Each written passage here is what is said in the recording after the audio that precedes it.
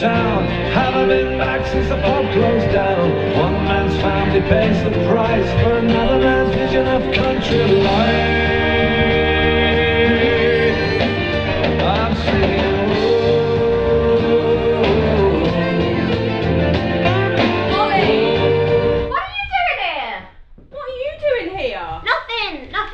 Just looking for some money. I haven't had my allowance in like weeks.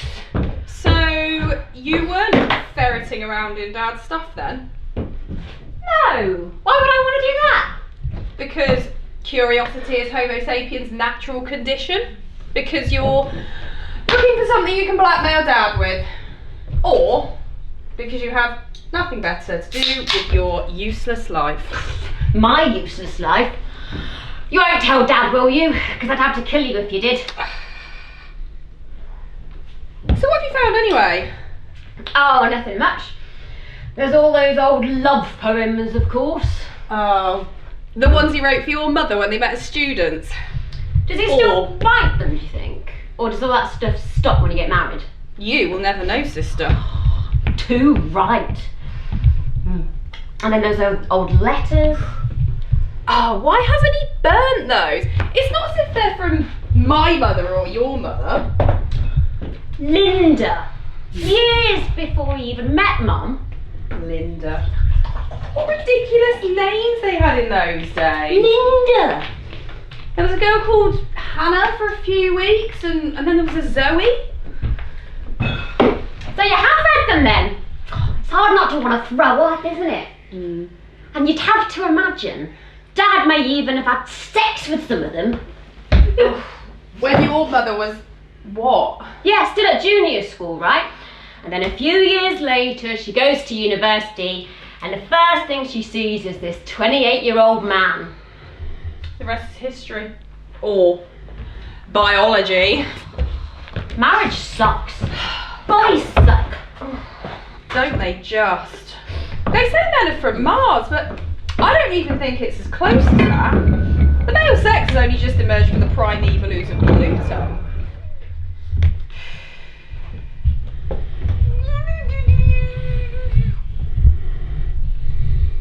Which isn't even a planet?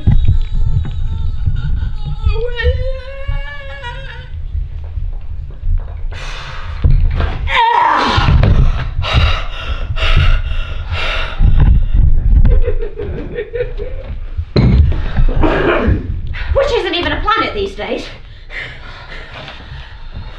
Do you get sent stuff on Snapchat? What sort of stuff?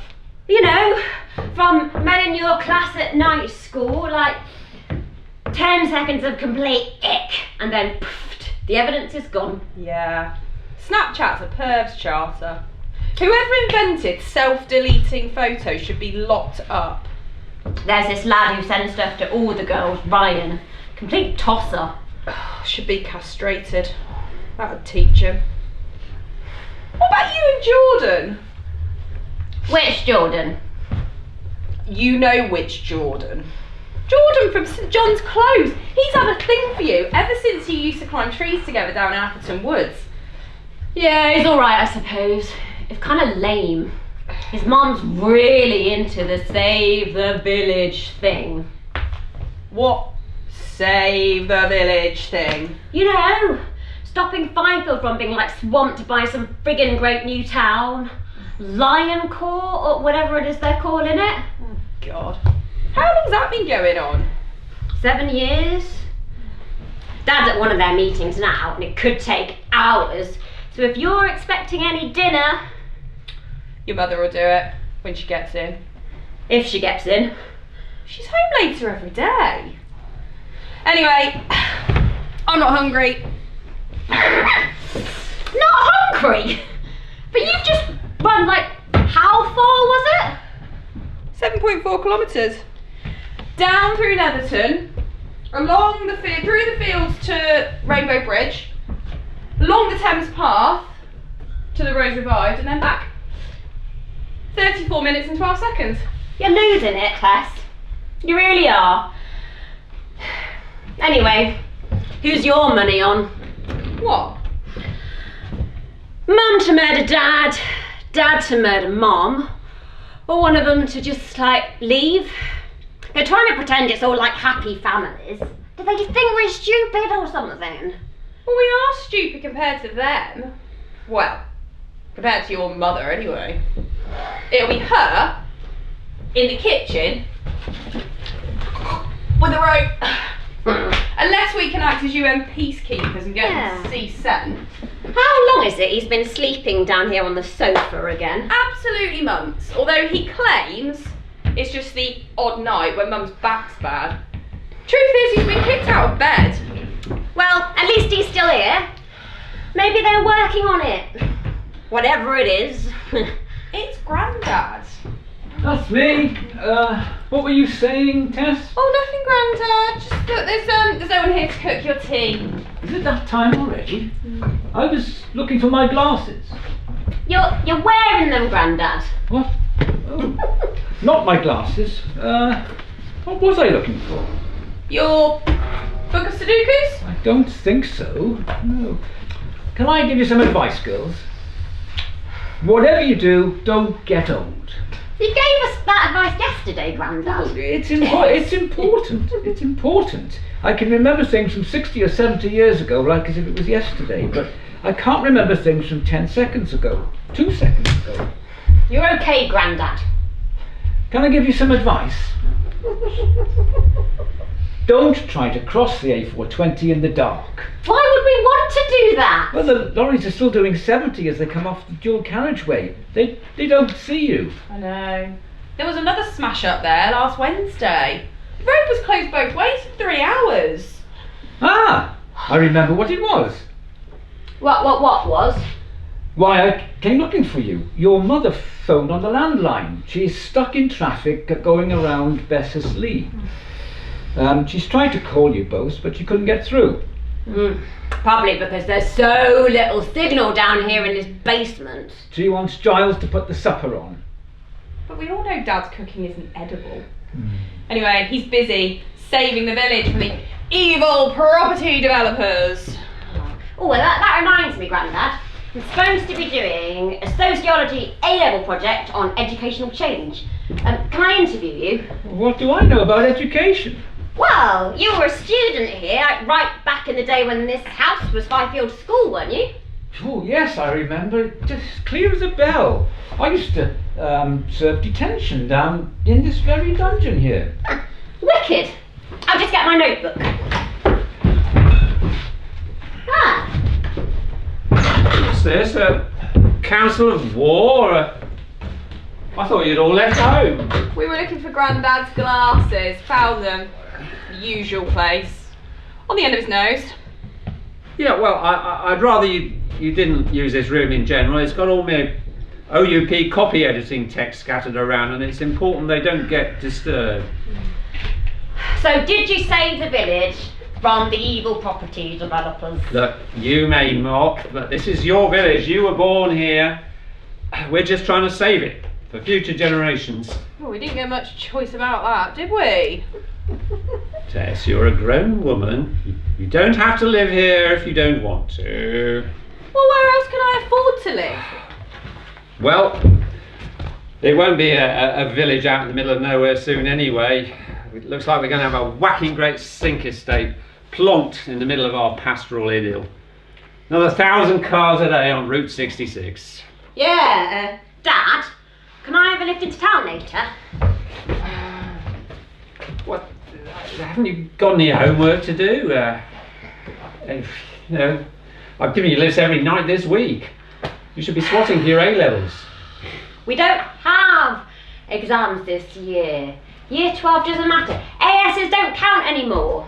Yes, but you can't just down tools. University offers are going to be based on the work you've done this year.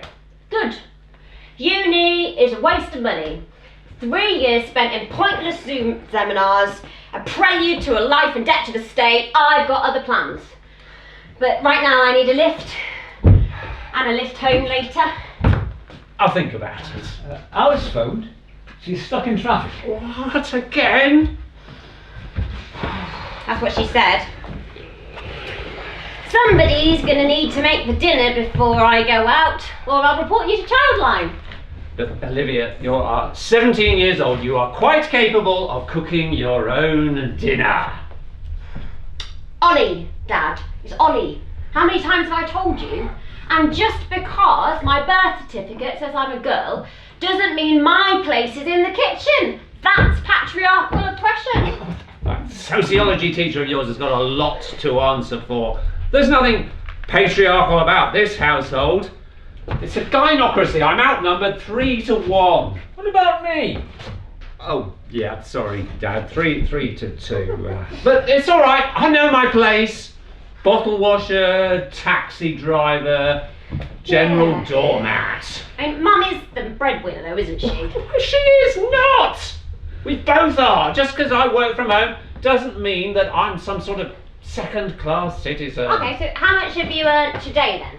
Well, I'm temporarily between jobs, if you must know. Nothing then. So I've been catching up with some DIY. I've been looking after Grandad. I've been vacuuming. Yeah, not watching Countdown and all the rest of the daytime TV. If you wanted a lift this evening, you can forget it. Calling Childline. Just laugh at you, and there isn't any reception down here anyway, is there? Now, children, stop fighting. How did the Save the Village meeting go, Giles? I don't think we got a cat in hell's chance, Dad. St John's have got us over the proverbial barrel.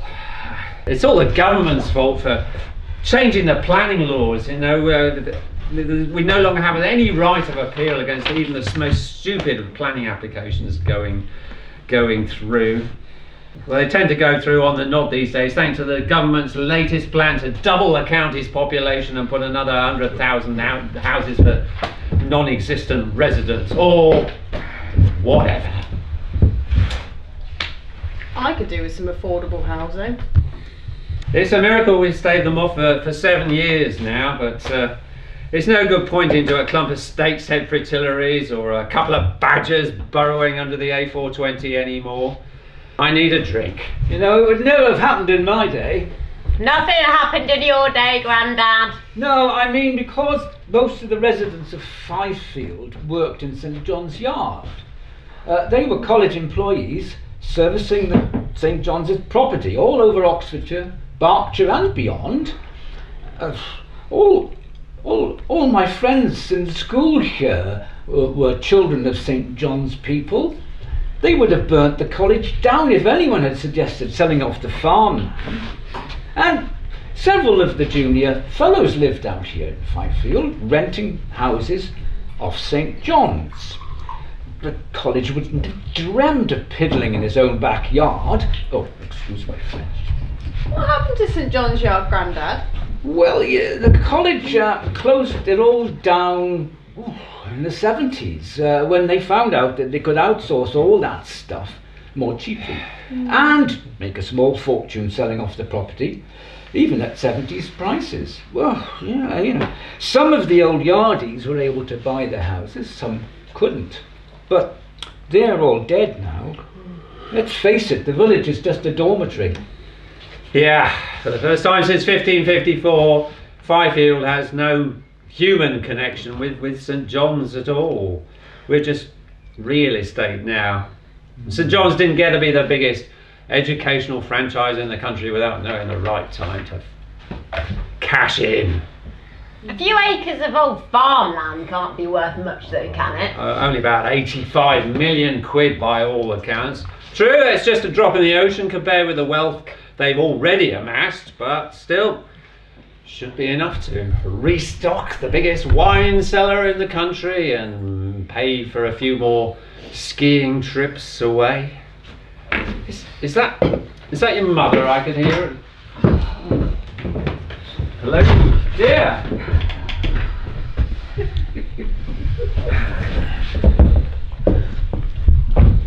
2 hours. It's taken me 2 hours to get home. I could have walked it in that time. No way. You can't walk 5 miles in an hour. Another Those shoes, anyway. accident? Who knows? It took 40 minutes just to get along the Bockley Road. Then we came to a complete standstill at the Farnhall turn. I tried calling you, but you were all studiously ignoring me. We then crawled through to Besselsley and then it eventually thinned out. I don't think it was an accident, just sheer weight of traffic. It really is the road to hell. Or, in future, the road to Fyfield and the great conurbation of Kingston Bagpues. It's the only chance we got, actually, is to convince the authorities the A420 just can't stand it. Well, of course it can't. Yeah, but you try proving it to them. Look, we're the ones who can see it getting heavier day after day, year after year. It's not just here. There's new developments going up in Southmoor, Farringdon. Swindon is growing in size every 30 years and coming down the road to meet us. Any fool can see that what we really need is a 6-lane motorway joining the two cities, not a whole lot of new urban developments on adjacent farmland. But the council paid for a survey back in 2013 which decreed that the traffic on the A420 is going to be running just as smoothly in 2031 as it was then. In other news, black is white. I'm starving. Is dinner in the oven?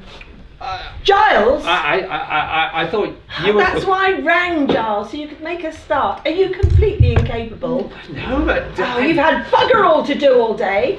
Which? And these girls need to eat. I need to eat. I'm sorry, love. You're sorry, love, well, so am I. Come on, Dad, I'll help you sort it out. No, it's okay, Tess. I can do it. I can do it. Mum, can you give me a lift into town later? What? Dad's refusing to do it. He says he's had too much to drink. I didn't say that. I've just spent 2 hours crawling along the bloody A420. Sorry, Tess. And the pair of you want me to turn round and drive back into town again.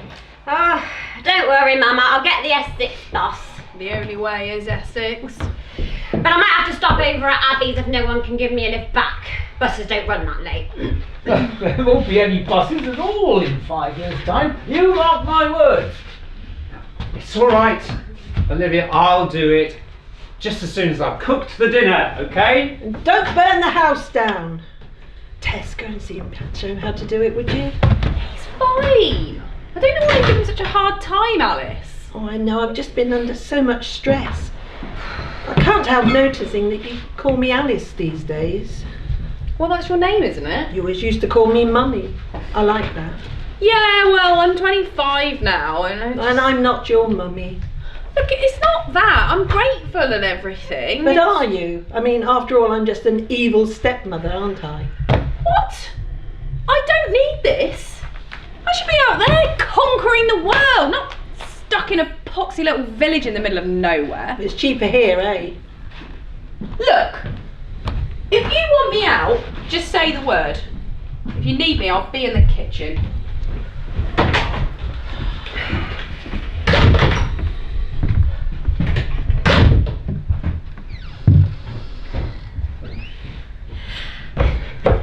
Little bit of country life.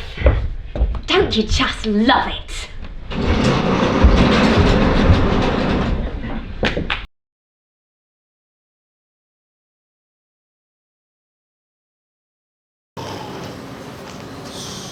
Apologies, Meg. This is just embarrassing. He's still in bed.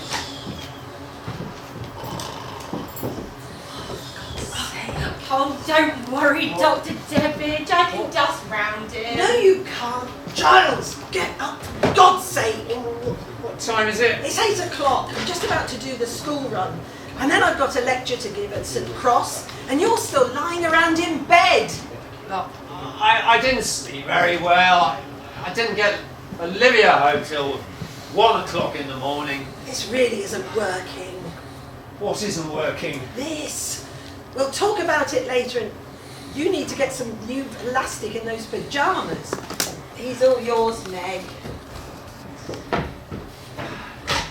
Look, I need to get dressed. Oh, don't mind me. I'll look the other way.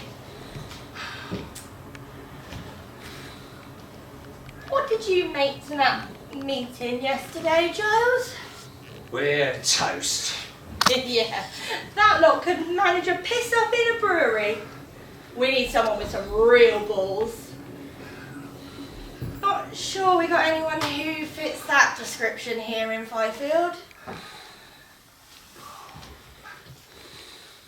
No, you're probably right. What do you reckon to that idea of renaming St John's Close as some sort of protest? That barely even make the local press. Nice boxes, by the way. Not so sure about the vest and the socks, though. But you weren't supposed to be looking. So, well, what about the 3 billboards idea then? Is that any good? Now that's more like it. 3 whacking grey signs as traffic hurtles by on the A420. Yeah, but what would the signs actually say? Funny you should ask. How about this? First billboard. And then, on our side of the road... Very good. And the 3rd one then? Not bad, but a little bit wordy. How are they supposed to read all that if they're heading off the dual carriageway doing 80? Well, you're the man of words, Giles. You write something. And there's also the problem of where are we going to put these signs? You know, all the adjacent farmland, that's all owned by St John's. They'd have the signs down in no time if we try and put them up there. Oh, you are so negative, Giles. Anyway, I've got an even better idea. Let's blow up the college, like Guy Fawkes. But Guy Fawkes failed dismally. It's a bit drastic, I'll admit. Okay, what say you and I go down to St John's and smash up the statue of Sir Thomas White of Fyfield all over the Sir Thomas White quad? You're serious? What, you mean a bit like the Rhodes statue at Oriel College? Well, Tommy White was the Cecil Rhodes of his day, wasn't he? Probably even richer if you allow for inflation. It's all his fault if you ask me. We could smuggle in a couple of hammers and pickaxes, we'd have it down in no time. It's all right for you. You're not an alumnus of the college. Right, breakfast, I think. Oh, what? An old boy. You went to St John's? Yeah, well, it was Dad's dream. He grew up in Fyfield, went to school in this very building. So when I was old enough as a Fyfield boy, he made sure I applied to St John's College. Swatted like hell to get in. He must have been very proud. I guess so. So that's also why we decided to live here, of course.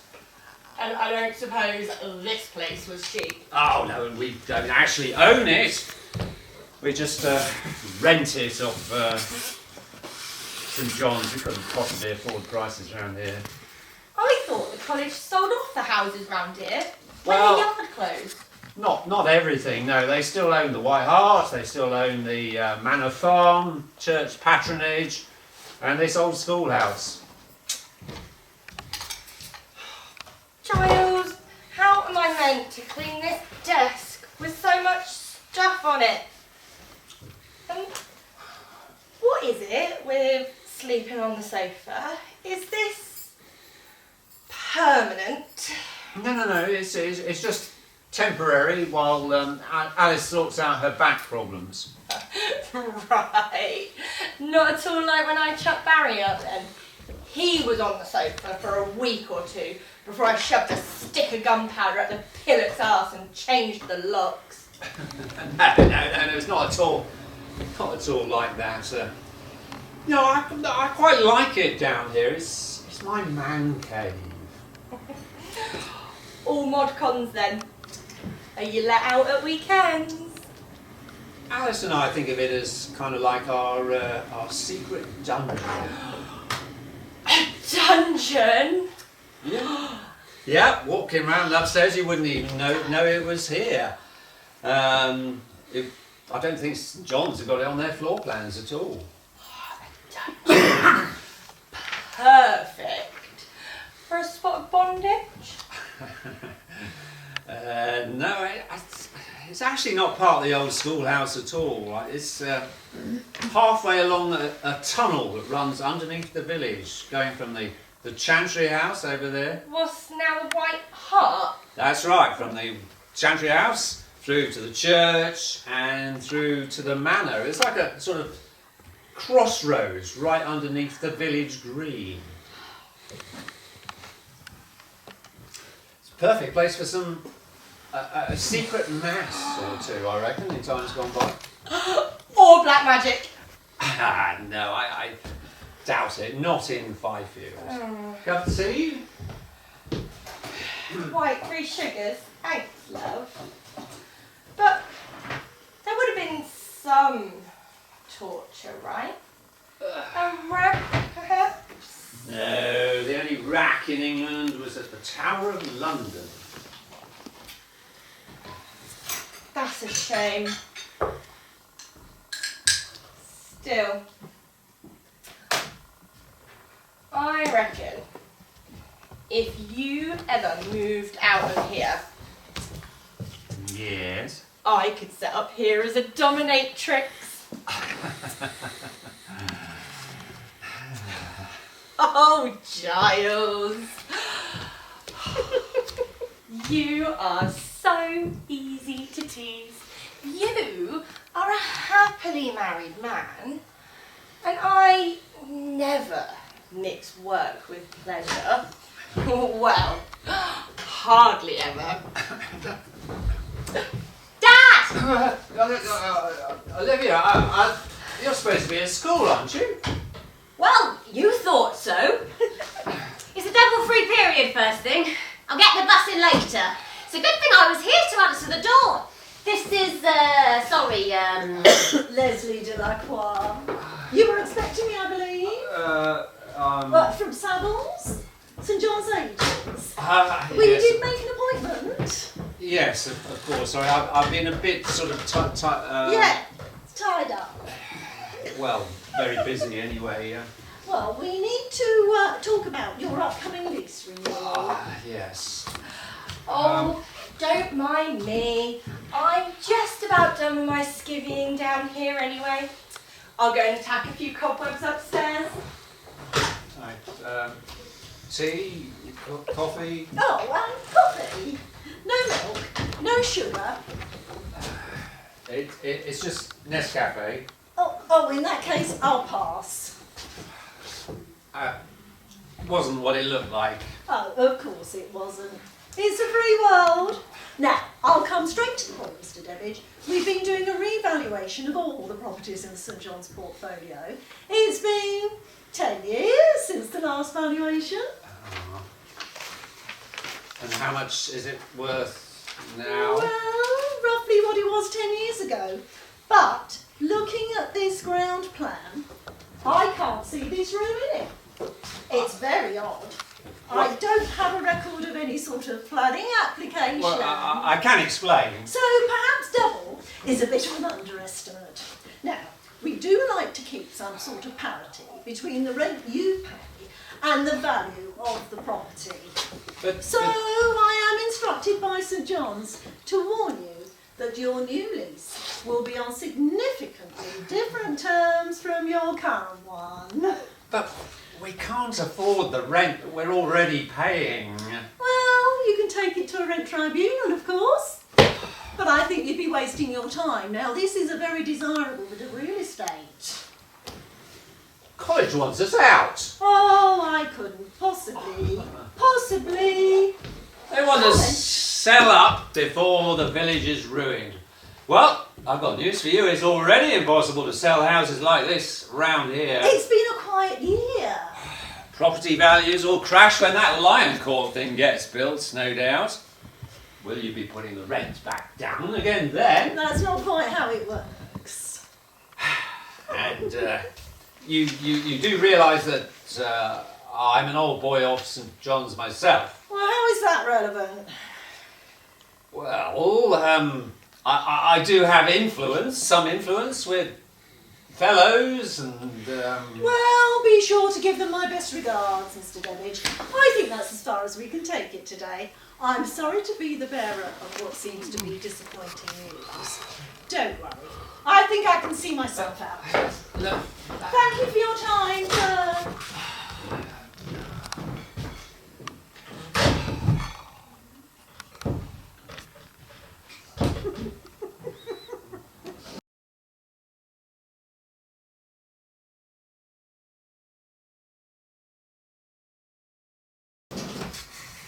Clavicle, scapula, sternum, thoracic vertebrae, sacrum, pelvis. Clavicle, scapula, sternum, thoracic vertebrae, sacrum, pelvis. Clavicle, scapula, sternum, thoracic vertebrae, sacrum, pelvis. Pick the bones out of that, Mr. Examiner. Med school, here I come. Oh, hiya, Tess. So here you are, Jordan. Your life's ambition fulfilled. Cool. It's like an underground room. It is an underground room. Probably best if you don't touch anything. Oh, you did. That was a priceless ornament. It isn't, boy. No thanks already, though. Dad will not be impressed. So, what is it we were looking for again? Duster. A duster. Your mother sent you round here to collect a duster. Doesn't she have, like, a number of dusters she can use? Here it is. Call off the sniffer dogs. Anything else? Well, there was kind of like one thing I wanted to have a word with you about. Uh-huh. It's a bit personal. Oh, don't mind me. I was just, No. We wouldn't want to stop you working on those biceps and triceps, would we, Jordan? All of that exercise for Mr. Universe cannot be interrupted. Well, I suppose I do have that 10k next week. So, Right. Well, I had these 2 tickets for the Nothing But Thieves gig at the O2 in Oxford next Sunday. And you said you liked them? did I? And I wondered if, What? you'd like to go with me. You wouldn't have to pay. Give you a ride on the old electric scooter. That death trap. I've had it serviced. And I've got a spare helmet. You've thought of everything, haven't you? Yeah. Oh, come on, Ollie. Put the poor boy out of his misery. Think about it. If you don't want it, I could always ask. I said I'll think about it. Now, if you've finished pouring all the priceless ornaments, you'd better be getting back to your mother and her collection of dusters. Bye. See you, Ollie. The course of true love never did run smooth. Will you be selling the film rights? Thing is, I do like Nothing But Thieves, and it's a way of getting there and back. He's trying. Very. Did you see how he was coordinating, walking and chewing gum at the same time? Almost presidential. Joe Biden better watch his back. You know where you are with Jordan. Yeah. Stuck in the middle of Fyfield. Oh, stop with the prancing about. You're driving me mental and you're wasting away. Excellent. Boys like a few curves, something to hang on to. Well, they're not hanging on to me. Mental. I'm thinking of becoming bisexual myself. Could be one of my sociology projects. Well, that'll make up for me then. I'm planning on being nothing sexual. I'd be a nun if I didn't have to do all the religious stuff as well. Talking of projects, I want to record Grandad talking about his school days. If I record the interview, but no, I will ask the questions, you record the interview on your fancy iPhone, I'll go and get the old fool down here, retire to a safe distance, lightly touch paper. Okay, yeah, of course, it should be fun, yeah.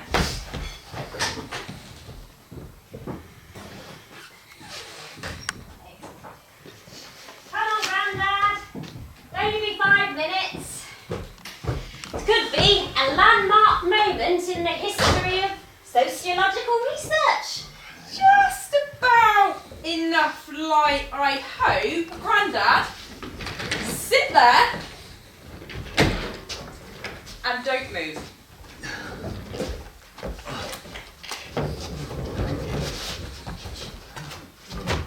So, I'm going to ask a few questions, talk for as long as you like. A bit of background first. When were you born? 1937, Abingdon Cottage Hospital. It was a Wednesday. Yes. And where did you first go to school? Right here, Fyfield Village School. There was a war on, you know. The Napoleonic War. Shut up, Tess. Just ignore her, Grandad. Tell us what it was like. Well, you know, I remember my first day in 1942, as if it were yesterday. We were welcomed in by Mrs. Botterill, the headmistress. Is that why Dad renamed the house Castle Botterill? Must be, yes. No, you have to keep waving that thing in my face, Tess. Anyways, yes, Botty, as we called her, seemed to be like a giant in her yellow dress and capped sleeves. But yeah, some of the boys were bigger even, because they'd been here 10 years already. Oh. What kind of families did the children come from? Well, mostly families that worked on the land. Although there were all these evacuated children from Islington and a few Americans. The US Air Force had a couple of landing strips here over the road where the new town is going to be built.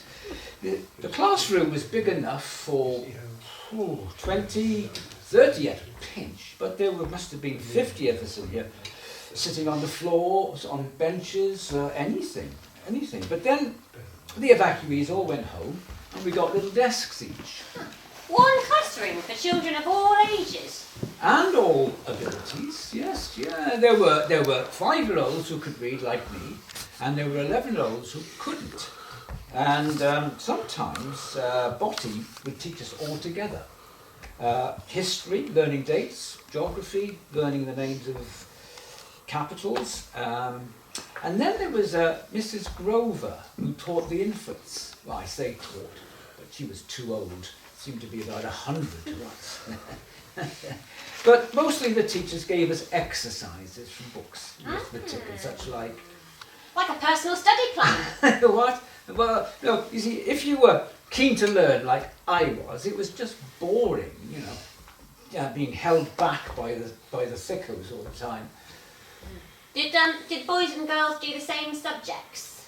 Sometimes not. The girls did lots of needlework and cookery and laundry. Laundry? Like how to put clothes in a washing machine? No such thing, a mangle maybe. How would I know? We boys were doing carpentry in Abingdon. We all went down in this charabanc once a week, and we had to do country dancing on the grass in front of the manor when Lady Nicholson lived there. What do you remember most? How cold it was. You had to be near the fire, otherwise you'd die of hypothermia. And there was no water. We had to go out to a standpipe out in the road. But then later, they put a tap into the infant's cloakroom. Yeah. And then we all had to go out and collect conkers. And then we got new chairs with backs on. And we even had school dinners. This was after the war was over. There was more money about. And did boys and girls play together? Well, they weren't supposed to. There was a wall between the boys' playground and the girls, but the naughty boys used to climb over. Were you a naughty boy, Grandad? Oh, you bet I was. Yes, I spent half my time down here in this dungeon in detention. And other times I got to birch, and sometimes I had to wear a dunce's cap and sit in front of the littlest infants all day. And was this your only school? No. Around about 47, they decided to send the bigger children to Botley School, what's now Matthew Arnold. And so suddenly I was one of the oldest here. But at 11, I had to go to Botley too. It was lucky that I enjoyed cycling. Why you girls don't get on your bikes, I just don't know. Too much traffic. But that's brilliant, Grandad. We'll stop recording now. God, I wish we'd had a separate playground at Appleton. Girls' playground. Oh, any of you seen my phone? Sorry, no. I thought it was on the kitchen table. Frankie, you haven't picked it up and put it in your pocket or something? What? Why would I have done that? Oh, I don't know. You can be a bit forgetful sometimes. It's only an old LG. Did You could get a decent phone. Did you leave it in one of the bedrooms or at college maybe? No, I've seen it since then. It's almost like it's been stolen from the kitchen. Well, it's not down here. Come on, you lot. We'll find it upstairs.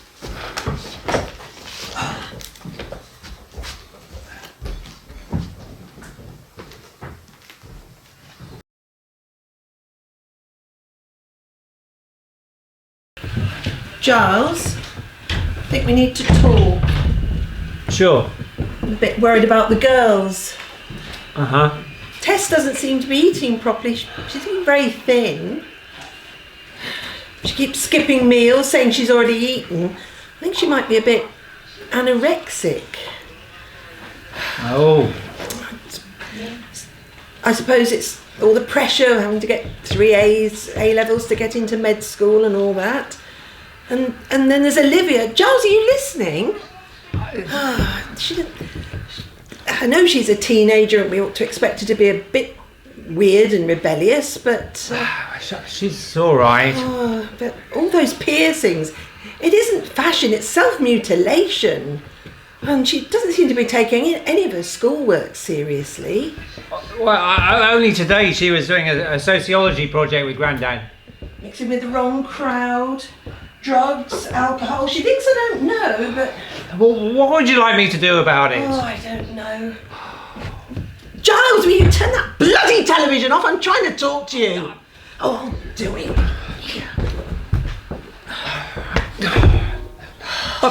So much for Liverpool and the Champions League. I've been looking forward to that for weeks. What's the point in paying for the subscription? Perhaps it's time we cancelled the subscription. How much are we paying Sky these days? Champions League isn't even on Sky, it's on BT Sports. So we pay a subscription to Sky and BT. Unbelievable. Look, it's one of my few remaining pleasures in life. No, diddums. We can't afford it. We certainly can't afford to pay Meg to come and clean anymore. Oh, are you going to tell her that then? I don't even think we can afford to pay the rent on this place much longer. Oh, I've been meaning to have a word with you about that. Some Jobsworth from Savills came round. Seems that St John's are threatening to double the rent. Oh, brilliant. And you didn't think to tell me? We can't afford to pay the rent we're paying now. Oh, well, perhaps we should get a caravan, park it on the land that St John's are planning to build their new town on, and establish squatters' rights. That'd show them. A caravan? Are you completely stupid? I was joking, love. We'd be gypsies. I don't think gypsies is very PC. Travellers, perhaps. I'm not travelling anywhere. I'm staying right here. Anyway, they can't possibly double the rent. There's laws. Oh, you know that for a fact, do you? Yes, and our old college wouldn't be that heartless, would it? Which is why they're selling their alma mater down the river for a mere 85 million quid. I'm sorry, Giles, but this just isn't working. You've said that before. What isn't working? This trial separation. What sort of trial separation is it when we're living in the same house, eating the same meals, watching the same telly? But we're not in the same bedroom, are we? What do you think it's like for me sleeping down here in this rat-infested cellar? There's just no room upstairs, what with your dad. Look, how do you think it is for me? Girls aren't stupid, are they? They know I've been chucked out of my own bed. In fact, even the cleaner knows now, so it's probably all over Fyfield. I'm sorry, Giles, but you have to go. What? You've got to find somewhere else to live. I want you out. But where would I go? You're 55 years old, Giles. Buy that caravan. Alice, look. Please, Alice, I love you. Please don't do this. Please. I just don't love you anymore. Perhaps I never did. Perhaps I just loved the man I thought you were. I'm still that man. But I was just a child when we met, so what did I know? You were 18? Fresh meat, is that how you saw me? I fell in love with you. Look, we've done all this, Alice. Oh, the Freshers' disco. Layla was playing. You told me you were 23 years old. Oh, you misheard. We've been over all this, Alice. Perhaps you're right. Perhaps you were telling me that you'd spent 23 years working on your doctorate, living off the dole and sponging off your ex-girlfriend's parents. Oh, don't exaggerate. I got it finished, didn't I? Not that anyone's ever actually read my thesis. These days a fellow can't so much as smile at a graduate. I wasn't a fellow. No, but you were older than half the men who were. It was child snatching. And yet, we're still together. I still worship you. Copy editing was supposed to be just a stopgap till you finish your doctorate, until you got yourself a proper job. It is a proper job. I've been 20 years with OUP. You were with OUP. Now you just work for a bunch of techie guys in India, and half the time you're not doing that because there isn't any work. That's a big new anthology job starting just next week. Well, probably. Probably. And in the meantime, the five of us will live in this great big house on my pitiful salary. Look, we knew how it would be. That was the deal. You were the one who got the academic job, so made sense for me to stay at home and look after your babies. My babies? My babies? We had one daughter, Giles, one, and I didn't get pregnant on my own. But you were the one who wanted to have it all. I made a lot of sacrifices so you could do just that. Well, Ollie isn't a baby anymore, and she can live perfectly well, and she and Tess can live perfectly well without your sacrifices. Just look at yourself, Giles. It's about time you did something with your life. Something to make me sit up and take notice. Prove you're a man and not a doormat. Such as? I was giving a class today about Dickens, and it struck me that you're rather like Sidney Carton. So I should make up for my wasted life by taking someone else's place on the scaffold. Okay? Where do I sign up for that then? Oh, I don't think... You know what I mean. You're a nice man, Giles, but it's just not enough. So, this is it then? You want me out tonight? No. Should I be packing my bags? No, but... Is there somebody else? You found somebody else? Of course not. I thought you'd been getting back rather late at night. It's the traffic out of town. Those nights you sleep over in college because you've got an early start. Where do you really spend the night? That's outrageous. I don't have the time. I'm working hard just to make ends meet.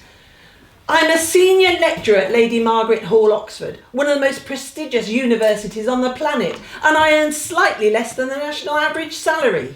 So you keep telling me... It's not St John's. I don't get paid in barrels of port. LMH has nothing. Our students have to find digs in Barton or Blackbird Leys because we can't afford to give them a cubbyhole. Meanwhile, 50 palatial suites at St John's lie empty because they can't be asked to fill them. I don't get a research grant to take us all on holiday 3 or 4 times a year. I work bloody hard for every penny you spend on Sky Sports and BT, apparently. I know. I'm sorry. We need to talk this through. We just did.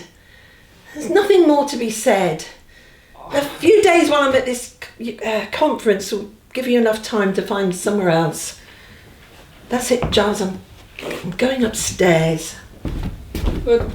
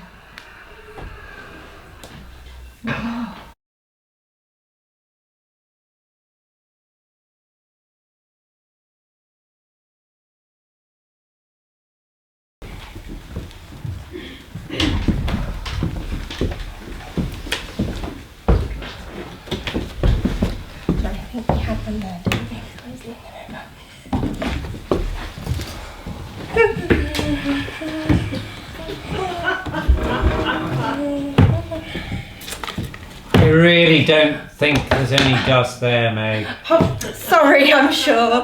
Just doing my job. Yeah. Did Alice have a word with you about that?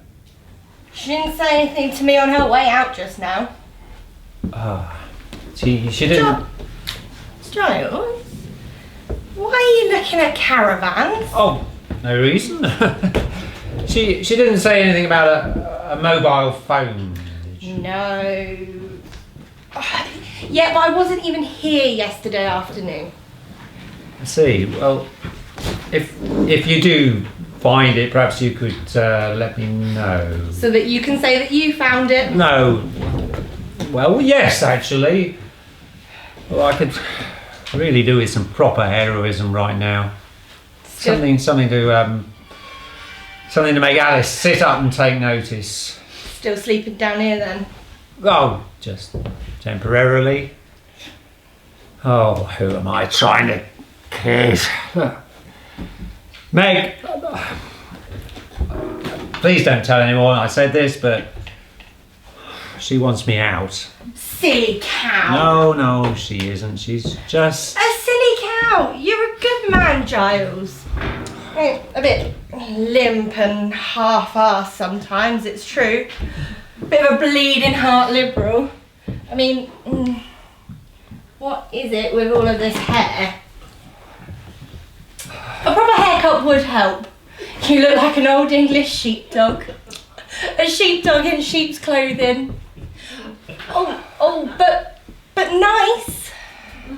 Yeah, Alice did say it was something rather similar herself.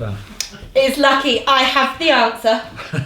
It seems highly unlikely. You want to be a hero, a real man, and you want to save the village from those trust fund bandits at St John's. Look, I'm not going out smashing up statues and getting arrested. I got an even better idea.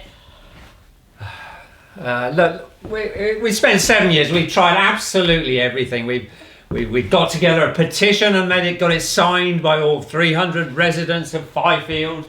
Well, we set that old bat in the old forge, and we've presented it to the president of St John's, ambushed him with it. We've videoed the traffic going by on the A420 hour after hour, nose to tail, just to prove that it's just 2 cars short of complete gridlock. We've proved that the Vale of Whitehorse District Council doesn't know its arse from its elbow, and its 2031 projection is complete cobblers, but it's just a complete stitch up. We need something big, and we need it now. Today. In fact, it's all sorted, but I just need your help with something. I'm sorry, Meg. I'm just not in it. Jordan and I are going to kidnap Professor Sam Gulliver. What? Sam Gulliver. You know, the history guy who does all those programmes on BBC4. Henry VIII, Francis Drake, all of that stuff. Yeah, I know perfectly well who Sam Gulliver is. And he's also the Regius Professor of History at St John's College. I'm completely lost for words. And you're going to try and kidnap him? Yeah, and we'll keep him prisoner here until St John's drop their ridiculous plans for Fyfield, their plans for selling off the Fyfield family silver. Here? Here, in this cellar, this dungeon. I'm completely lost for words. Somewhere he could scream at the top of his voice and no one would hear him. We couldn't possibly keep him at our house down in St John's Close. He'd be seen before we even bundled him out the car. The car? My car. But no one overlooks the old schoolhouse. There's just the church in front of you and the manor over in the distance. We'll have him out the door and down in the dungeon without anyone spotting us. Oh, only Alice and the girl and my father. But Alice is away at that conference in York. She won't be back till Monday. How did you know that? I just do. And the girls will be fine with it. They're always complaining that country life's a bit boring, aren't they? But for a couple of days it won't be. And when St John's have caved in, we'll blindfold him again, take him back into Oxford and release him back into the wild. It'll be wicked. It'll be foolproof. And Alice will see you for the hero you really are, as will I.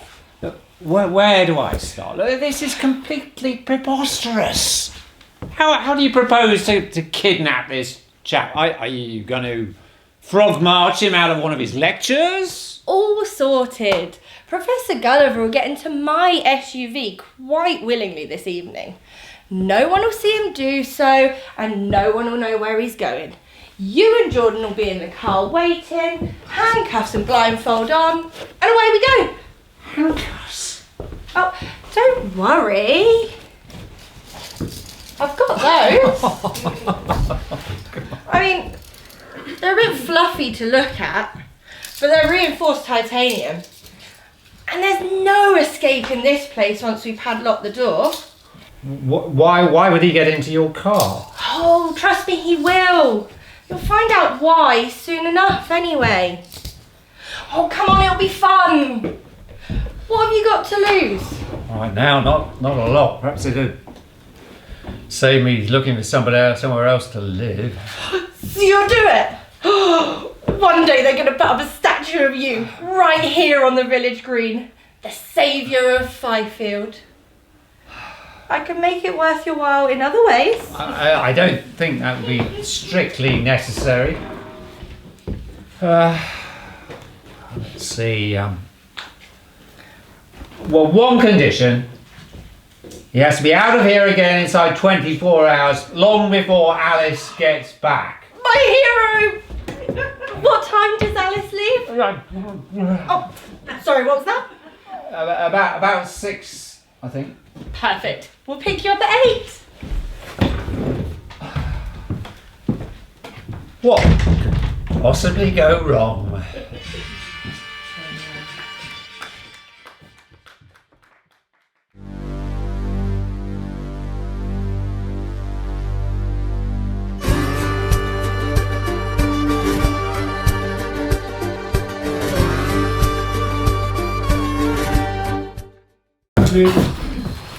It's not happening, is it? No. Maybe some glimmer of sanity will prevail at the last moment. They'd be back by now, wouldn't they? Yeah. What's Neanderthal man got to say about it? What, Jordan? Yeah, he's been very evasive. There's something he's like not letting on. Your mother's bound to find out. She'll kill us. You'll be expelled from Matthew Arnold when it all comes out. And I'll have to run off to Hobart and live with my mother and Frankenstein's monster. Yeah, there are some advantages to this lunatic scheme. And in the meantime, it could be one of my sociology. Oh no, I could use it for my crime and deviancy module. So, our excuse is we were forced to do it to help Dad save his marriage. You didn't believe any of that rubbish, did you? Dad's getting delusional, but that's a very normal symptom of marital breakdown. You know, there's loads of evidence to show that children are more damaged by warring couples that stay together for the sake of the kids than those who split up. Well, she'd never let you do sociology. That's doing more damage. I'm fine, thank you. Damage to me, I mean. It's not proper science, is it? Oh, this is mental. Grandad's right, this is mental. Taking you down a few steps now, sir. I've got him. Is that them? No, I mean, don't let him fall and smash his head. It's quite steep there. Will you hold the door open, Tess? There we are, Prof. Oh, get over here! Easy peasy, don't worry, you're not going to get hurt. Oh, I thought we just rough him up a little bit. Gary, I mean, leave him be. We've only just got him here and already he knows half of our names. Look, you'll be telling him in the address next. Jordan, you did check you had just the one mobile, didn't you? Gary. Yep. And that one's safely dumped in a skipping botley. No way the cops can trace us here. Right, I think we can take the blindfold and gag off now.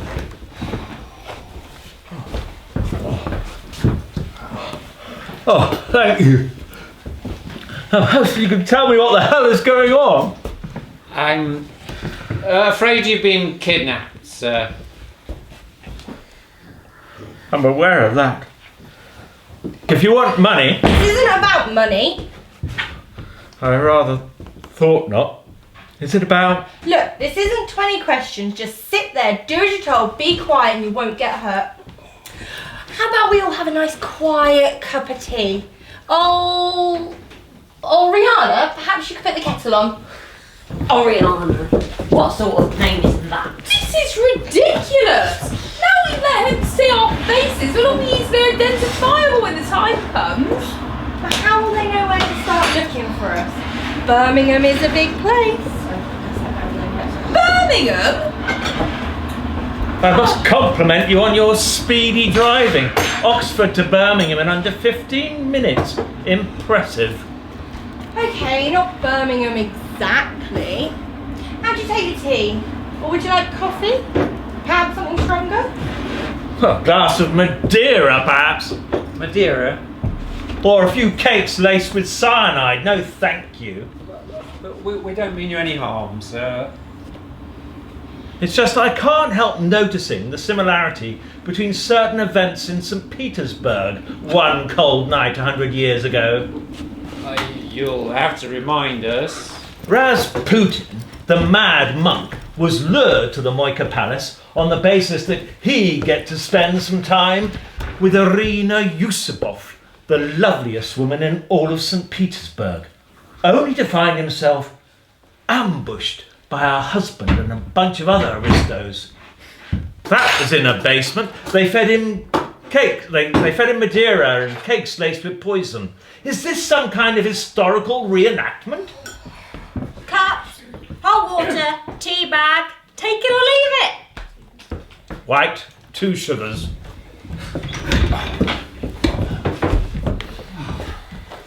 What's all the commotion? Oh, just a little bit of a tea party, Grandad. Why has this man got handcuffs on? It's our community action thing, you know. You remember? I know this man. It's Sam Gulliver, the historian chappie. It's our community action thing, Dad. I was watching one of his programmes on the History Channel. The Spanish Armada. Some of the reconstructions were very unconvincing. You just can't get the budget for major sea battles these days. I'll try and do better next time. Look, we're a bit busy down here, Dad. Look, go on, I'll bring you up some cocoa later. Okay, I know when I'm not wanted. You've all lost your marbles. Does Alice know you've got this man here? Alice is away. Now, come on now. Off you go. Well, I'm glad we've cleared that one up. So this is Alice's house. I'm glad we've cleared that one up. Well, there are a lot of Alice's. Right, I think we need to tell the whole world the prof's gone missing. It's no good it just being our little secret. Alice Debbage. Smile please, Prof. Oh, come on, you can do better than that.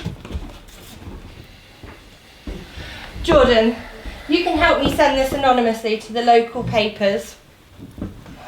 Right, I think it's about time we left these pleasant folk in peace. Meg, I think you need to tell us what's going on here. Back soon. So, you must be a wild stab in the dark here. Alice Debbage's husband. Oh, come on, Dad. You don't need to be Inspector Morse to work it out. Except that Except what? I rather expected Alice's partner to be, well, how should I put this? A little bit... What, a younger man? Well, no. Yes, actually. Well, I'm sorry, I haven't had the facelifts and what are they, butt jobs like And you media two darlings. lovely girls must be Alice's daughters. No, this has nothing to do with us. We just live here. We're not even that interested in this whole save the village thing. What save the village thing? That's quite... You don't know! No, that's quite enough, girls. Let's just treat the professor here as our guest and look after him as best we can. Why don't you two just go upstairs and cook us all up some nice supper? You haven't eaten this evening, have you, Professor? Well, no, I haven't. Do you have any dietary requirements? Well, this is ridiculous. You've abducted me, blindfolded me, handcuffed to some kind of desk in a cellar room, and now you're trying to sort out a menu. Look, if we're cooking, it will not be haute cuisine, I can assure you. It'll be whatever's in the fridge. Come on, Ollie, let's leave these two to get to know each other. So, Mr. Debbage, perhaps you can tell me what the hell is going on? I wish I knew. How on earth did you know my wife's name? Well, she's the one that trapped me, of course. Trapped you? You really don't know? How could my wife trap you? By sending me a text, asking me for help. What sort of help? Well, she didn't say exactly. She just asked me to meet her tonight and help me with whatever it was. I don't understand. Why would you go along with that? Do you and Alice know each other? In a professional capacity, yes. We got chatting at a Humanities Inter-Faculty do. I've read one of her books. Well, skim read. Well, anyway, Alice is doing great work. That woman's studies thing's really taking off these days. So when she asked for help, I could hardly refuse. Gulliver by name, gullible by nature, I guess. And Alice, I don't understand. Alice sent you some sort of text on your mobile, but how would Alice have your number? That's a good question. Perhaps that should have raised some alarm bells in my mind. How did she get my number? This wouldn't have been in the last couple of days. news, would it? Yes, of course. Alice lost her mobile 2 days ago. But then she couldn't have sent me that text. So who did that? Oh, it's a bit difficult to check because we've thrown away the mobile, but I think we'd be making the same guess, actually. That woman and her idiotic boy? Her son, presumably. A not unreasonable inference. I think I see what's happened now, Professor Gulliver. Sam, please. And you are Giles, is it? How about you let me go and we pretend none of this ever happened? Well, perhaps. Or perhaps not. I mean, that would rather negate the whole point of getting you here in the first place. Which was? But I don't think this is about you personally, Sam. It's more that you're a well-known person associated with St John's College, Oxford. Yes? How much do you know about Fyfield, Sam? The village on the A420, about 8 miles out of Oxford. Quite a lot, actually. So you know that your college is busy trying to sell a chunk of farmland on the edge of Fyfield for a big new development and pocketing 85 million quid in the process. I'm a history don, Giles, not a property developer. We leave that sort of thing to the bean counters. Why shouldn't St John's sell the land? Well, new houses have to be built somewhere, so why not here? Well, it would change the whole character of the village. You know, right now we're a pretty little village in the middle of nowhere, but this is going to, we're going to be just one stuck on the edge of a much larger town. Nothing to do with the fact that Fyfield's full of nice, well-to-do, middle-class folk who don't want a bunch of oinks buying up these new properties. It's usually a class thing in my experience. Fyfield has no special claim to be preserved in aspic. So you do know something about this deal then? I suppose I was dimly aware that something was going on. How long has it been now? The college can play the long game, you know. Wait for you old fogies to die off. No, my interest in Fyfield is more historical, more professional. Go on. One of my many projects is to write a college history. Fyfield figures pretty prominently in that. It's where it all started, with Tommy White, the undisputed king of the merchant tailors, wheeler dealer supreme, picking his way through the minefield that was 16th century English politics, the Cecil Rhodes of his day, fabulously rich from the riches of the East.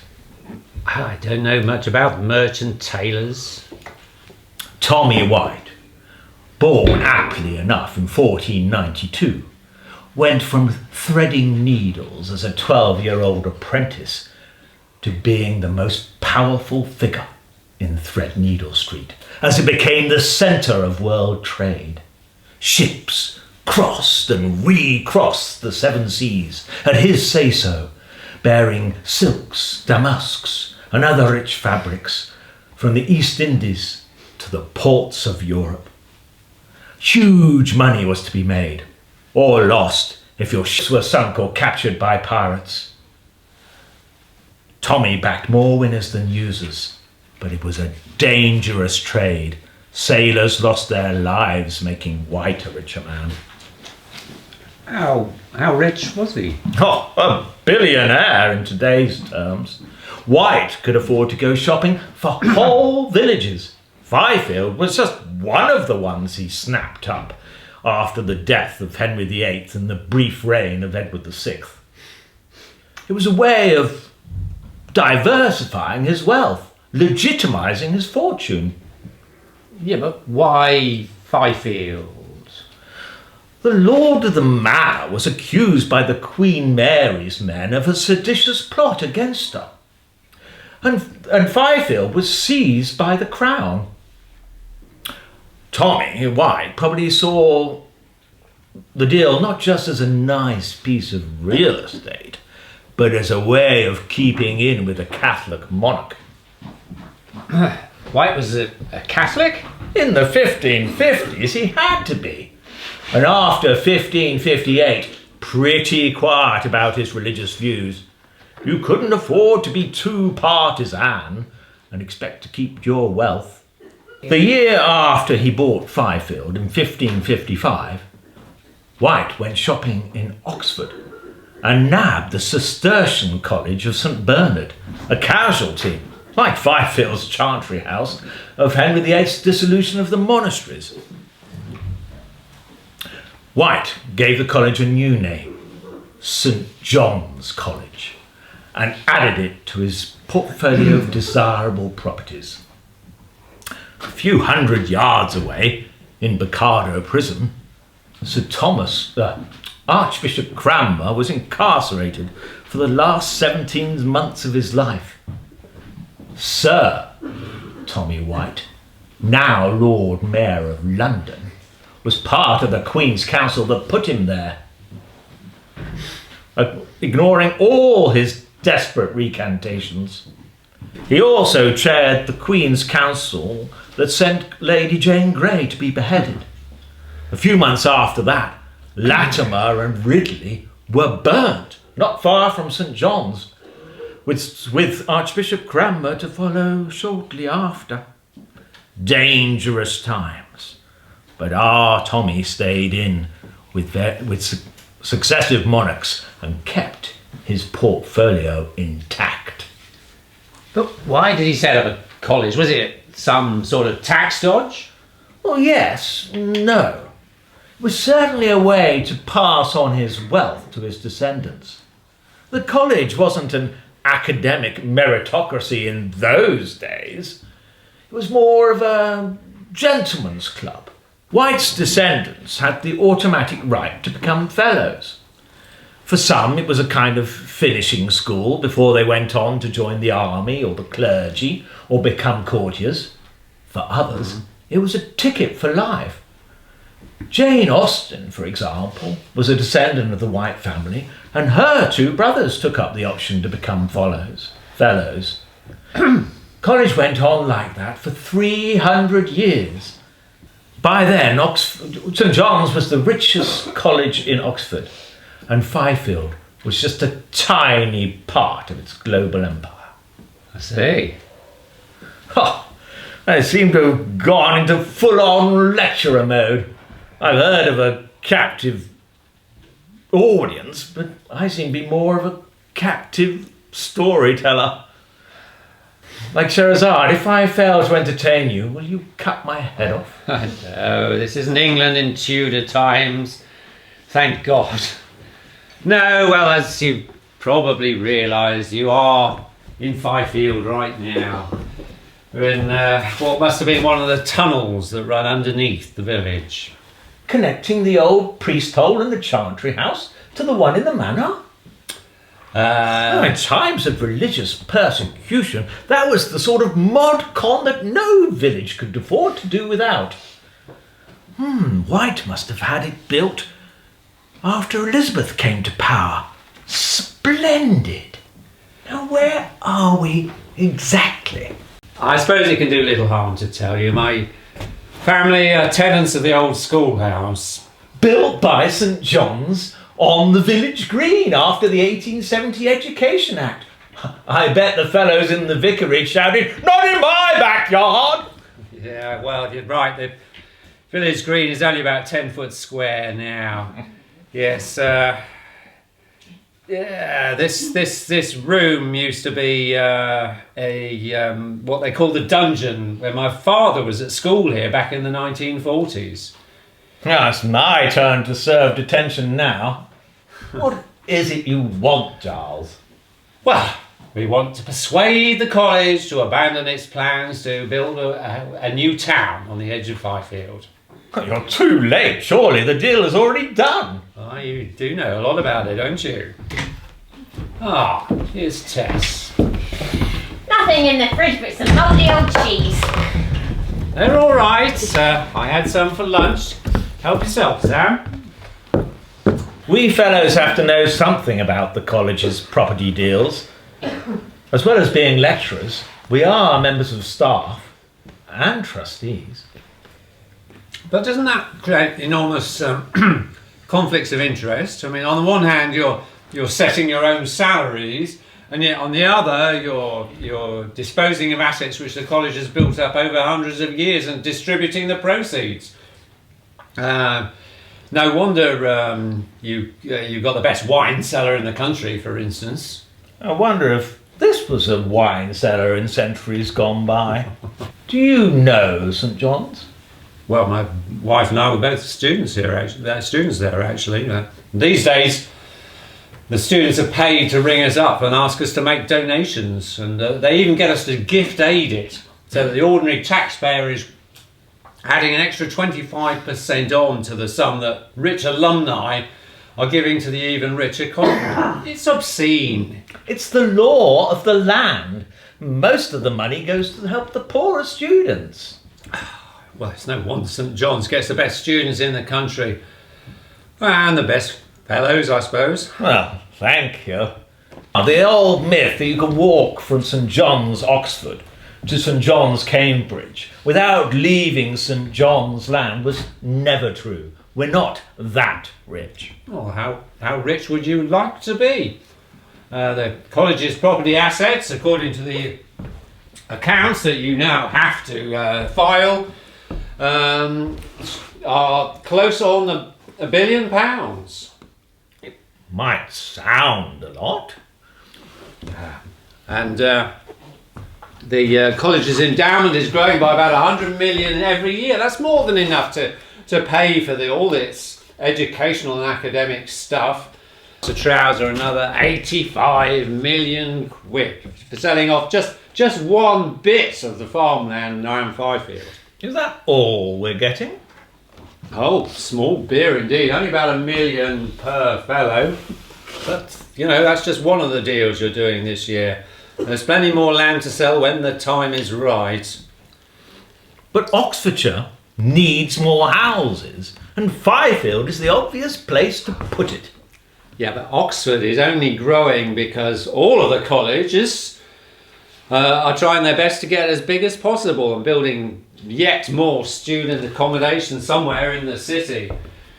The people who are going to live out here are the porters and scouts and development officers who can't afford Oxford prices. Oh, the fellows can't afford them either. Oh, so where do you live exactly? Oh, we found a little place on Norham Gardens before. No, Norham Gardens. So, how much is your little place worth? 6 million.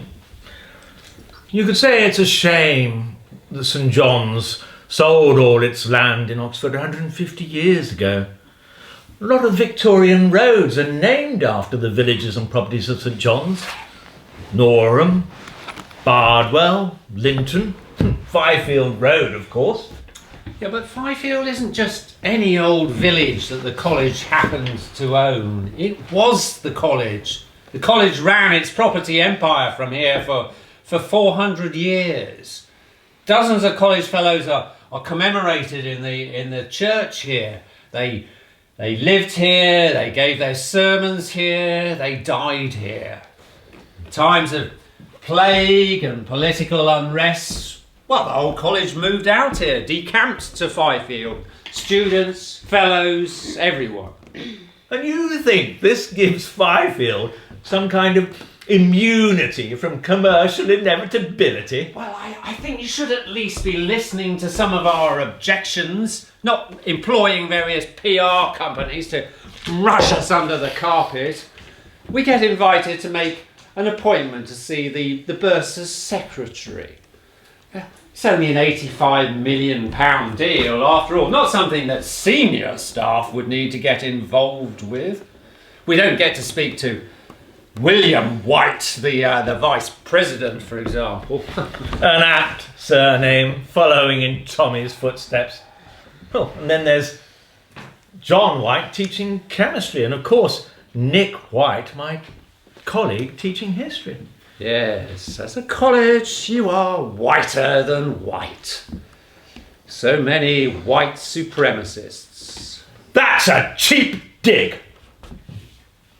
Fyfield deserves to become part of the metropolis. I can't save your tiny slice of country life. Come on, Dad. It's getting late. Yeah. Where are you gonna, sleep? Well, in my room upstairs, of course. The professor can have the camp bed down here.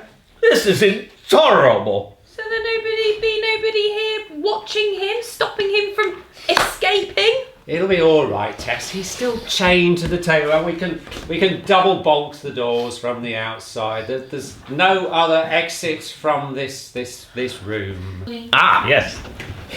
Perhaps I could order the full English breakfast with extra helpings of black pudding and schadenfreude. Don't think we've got any of those. There's a few, wrinkly mushrooms. Though this isn't an a la carte restaurant, he'll have muesli like the rest of us. Ah, here is Jordan now. Mum sent me along if you need any extra security tonight. Well, perhaps you'd like to take the professor to the bathroom? This is too much. Would you rather I sorted you out with a chamber pot? Oh, very well. I'm not a fit man. I promise I won't try and make a bolt for it. Oh, and Jordan, you don't know anything about a mobile phone, do you? What? I don't know what you're talking about. It's the thing that people...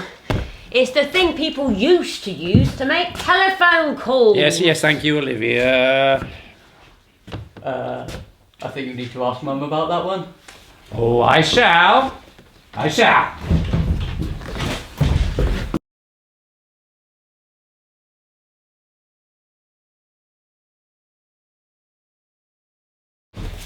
Rise and shine, happy campers. Piss off. Hope your dreams were sweet. How do you expect me to sleep on this? My back is killing me. All I could do was lie awake all night, listening to what sounded like a rat scurrying beneath the floor beneath me. Oh. I'll get up on that. Well, All I could think of was room 101. Well, Orwell was a BBC man, I guess. Breakfast, muesli? It's cyanide free. Look, I don't suppose a large sum of money would persuade you to let me go home. I am a man of some means. And I am skint, it's true. Well, actually, the answers to a few questions might improve your chances of parole. What sort of questions? Well, I too have been tossing and turning. You've been seeing the rats, I've been smelling them. This whole mobile phone summons story doesn't really ring true. Are you having some sort of affair with my wife? Good Lord, no. What a ridiculous idea. Only you can see why I might suspect this. Why else would you accept a summons so late at night? Don't be absurd. Where is your wife, Giles? Well, she's giving a talk at a feminist literary theory conference. Well, if I were having an affair with her, I'd have known she was away, and I'd never have agreed to the rendezvous. I'd have been with her at the conference. Oh, perhaps. Well, just to make it clear, if I find out that someone is having an affair with my wife, then I will cut out their entrails and feed them to our friends the rats, just so we're clear about that. Future of Fyfield is one thing, that is quite another. I'll bear it in mind. Perhaps Meg can shed some light on this affair. Here she is now. Great news, Giles. I've got the local papers interested. I'm hopeful we can set up a Zoom conference call. What? A video interview with the editor. Sam can explain that he's been treated royally. I'm looking forward to going home, just as soon as college abandon their ridiculous plans for Fyfield. But won't they be able to trace us? No, of course not. It might go viral. Muesli, have you got another bowl? Meg, I think we need to talk about what happened last night. What? In front of the professor? Yeah, I need to know what went on before we go any further. Yeah, well... Have you got Alice's phone? Yes, you guessed that, surely. You stole it. Not me. Jordan. You know what he's like, a right klepto thingamy. I found it in his room. Uh-huh. And I just thought I was going to give it back, but I just thought I'd check it really was Alice's. Like you do. Like you do. And there were all these messages from this bloke called Sam. I didn't read the messages, obviously. Not in any detail, anyway. But I couldn't help notice that this bloke was from St. John's. That's when the idea came to me. It was like a gift from the gods. So you sent him a text pretending to be Alice? Yep. You can thank me later. I'm going to need to see those texts. I don't have the mobile on me now. I'll show you later when all of this is over. I need to know the truth. What's the big deal? What's it matter what Alice does in her spare time? It's not like the two of you are still... Enough! Oh.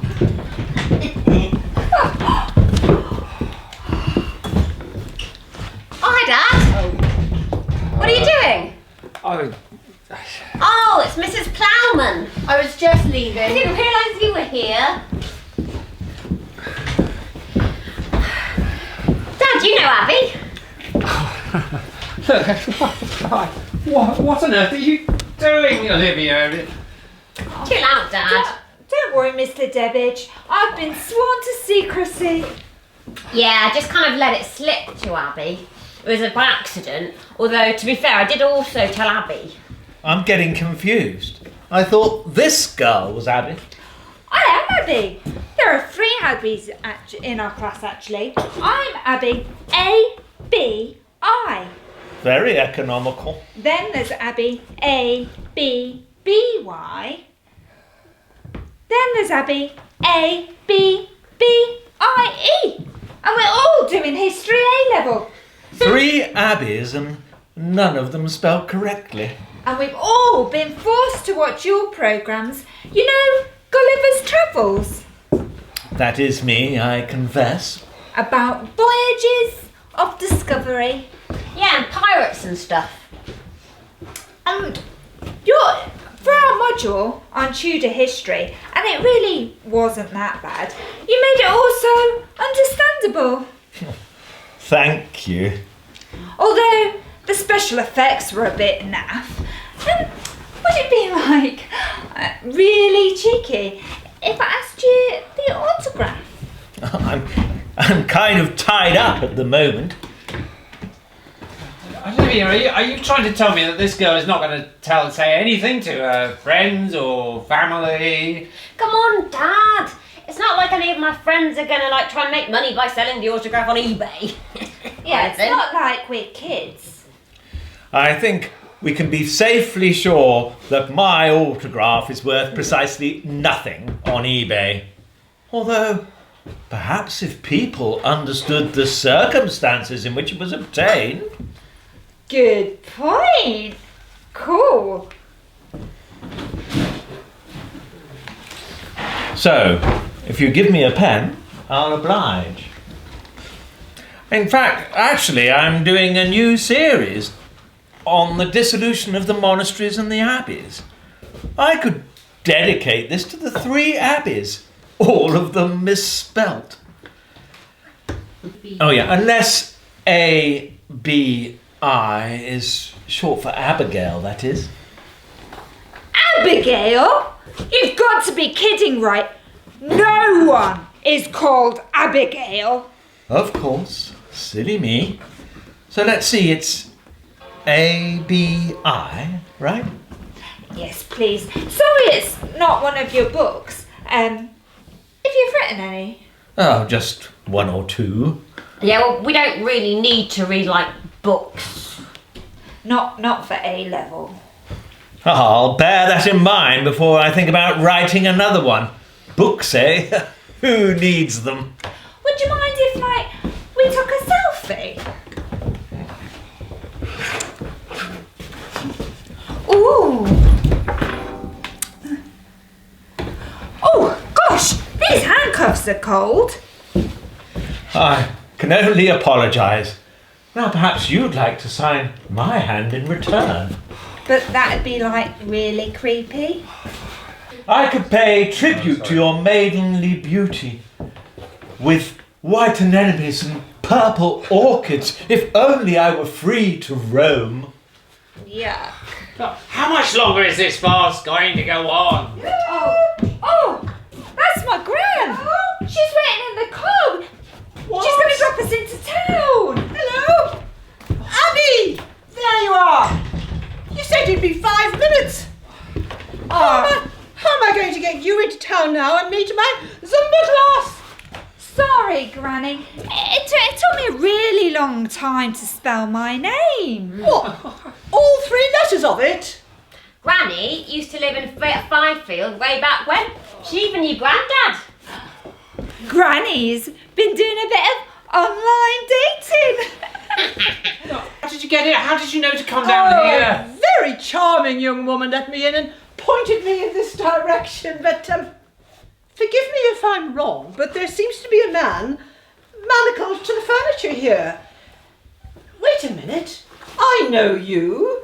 Your name is off the telly, you know. Look. Well, there's something very funny going on here. Look. Right. Olivia, this is absolutely... If one word of who you've seen... Whom you've seen? If one word of this gets out, I'll... Chill out, Dad. I will have such revenges on you that all the world I shall do such things that I know not yet, but they shall be the terrors of the earth. That's that. Oh, we did that in what was it? Macbeth. Wicked.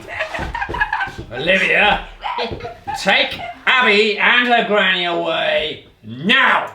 Well, come on, girls. We're all gonna go and hang out at the new West Gate. Come on. It's better than being burnt at the North Cape.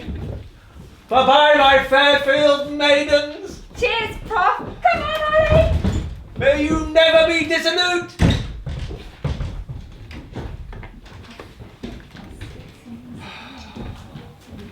None of this was my idea.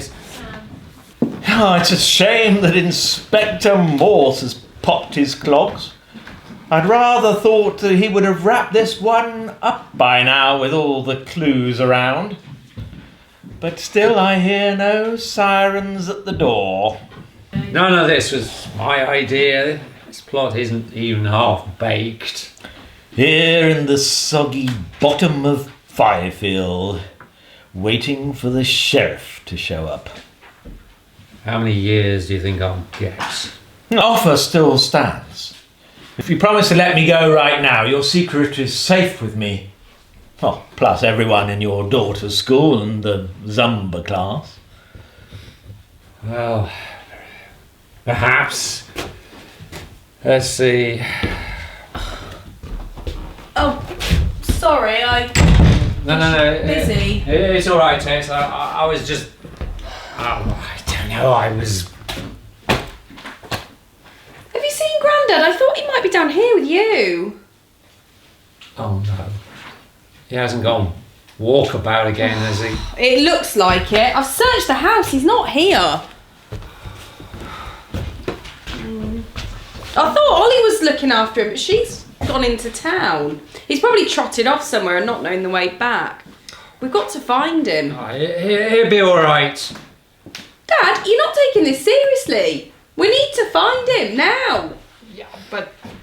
Oh, you can leave Professor Gulliver chained up for a while. He didn't escape in the night, did he?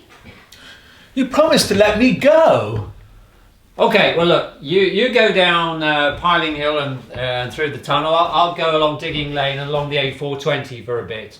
I suspect he's just gone down the road to Netherton. We can call each other on the mobile when one of us finds him. You mean you've actually charged your phone? Well done, Dad.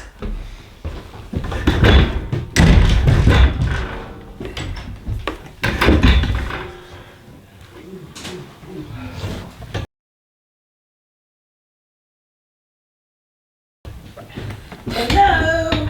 Anyone home? No. No? What the? Oh, stay away! Hello, Alice. Stay away! My husband is just upstairs. Alice, calm down. You have the advantage over me. What the? What? Was I lying about this? Has Giles? Has Giles? Has Giles what? Has Giles gone mad? Oh, not exactly. I mean, I couldn't have blamed him, not after. Giles doesn't know anything. Well, hardly anything. What the hell is going on? I've been kidnapped. And I'm being held hostage. Your husband and a ghastly woman called Meg have told St. John's that they'll let me go if the college calls off its plans for this godforsaken village of yours. I don't seem to have found it so easy to see the funny side. So what happened? Did Giles crash one of your lectures and frog march you down the A420? Not exactly. Then what exactly? You really want to know? I got a text from you. A text? From me? Well, it's from your phone. How was I to know that your phone had been stolen by some mad woman or a kleptomaniac's son? Honestly, nothing but thieves. I see, but what did this text say? I forget the exact words. Oh, you do you? Well, all I can say, how can I put this? It was encouraging. You thought your ship had come in? It's true that, like Tommy White sitting on Tilbury docks, I thought my ship was about to come in. You were looking forward to being wined and dined at the Trout, and I was to meet you in the car park. And then this woman turns up and say you've been held up and she's to take me to God knows where. Oh, I should have smelled a rat. Well, I've news for you, Professor Gulliver. Sam, please. Your old boat was never going to come in, no matter how many lewdly offensive texts you sent to me, all of which I ignored. I was just trying to make it clear that I held you in high regard. It was my clumsy attempt at courtship. You made it very clear that you expected me to drop my drawers for the promise of the odd meal at high table and the chance to perhaps join the script writing team for your next outing on BBC 4. There's no need to put it so crudely. And if the text was if it was so offensive, why didn't you delete the text? I thought we were getting on so well when we got chatting at the humanities do. It's not my fault I was sat next to you on the seating plan. Well, you seemed very happy to chat to me. I admit I was friendly to you. It doesn't mean I was gagging for it. I don't think you're being very reasonable. Oh, evidently not.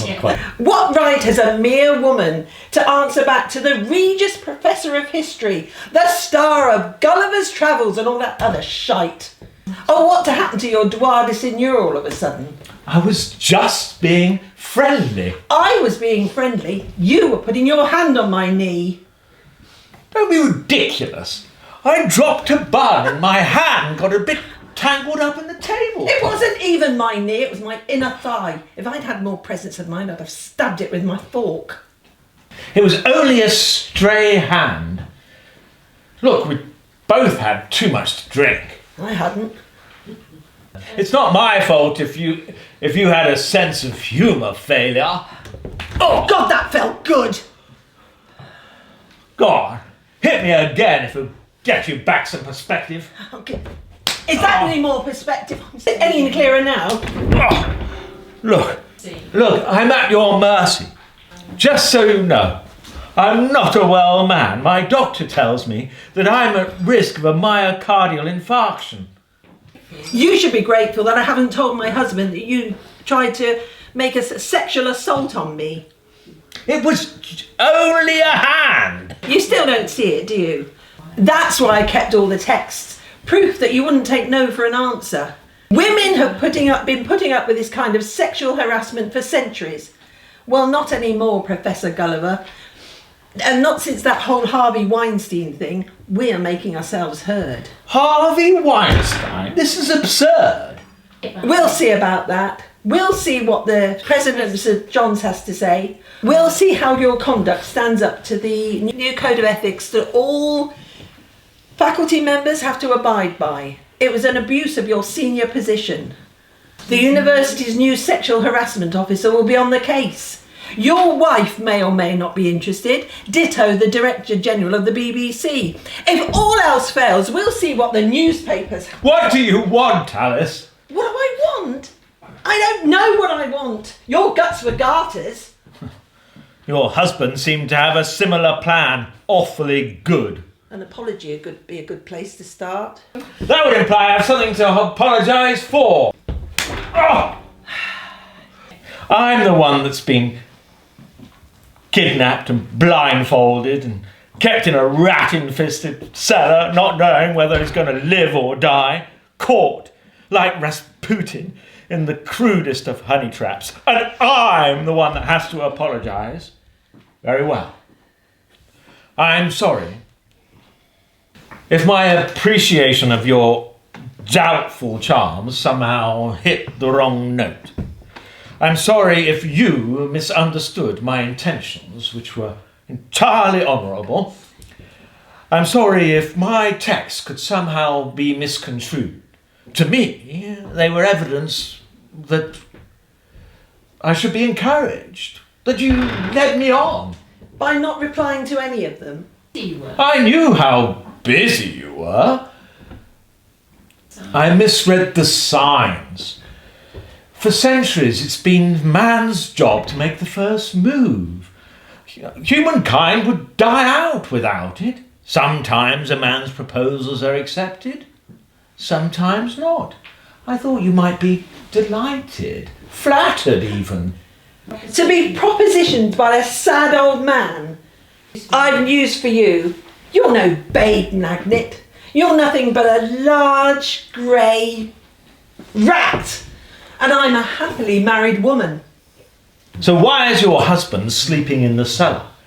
It's obvious your marriage is finished. So who's really trapped here? Is it Alice in chains? Why, you... Ah, admit it, Alice. You were a teensy bit tempted. I... Say no more. Look, I've said I'm sorry, okay? That was not an apology. We'll see what must be done. We'll see when you get out of here. My husband... Where is my husband, anyway? Oh, he's off searching for his father. He's gone missing. Oh, and you didn't think that was worth mentioning? Brilliant. Sounds like they're back. Anyway. Giles!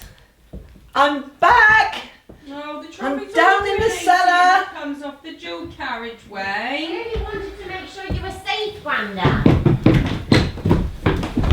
Alice! Yes. Hello, Giles. I can explain everything. No need. Professor Gulliver has given me a pretty good idea of what's been going on. So let's see. The moment my back was turned, my husband has taken leave of his senses.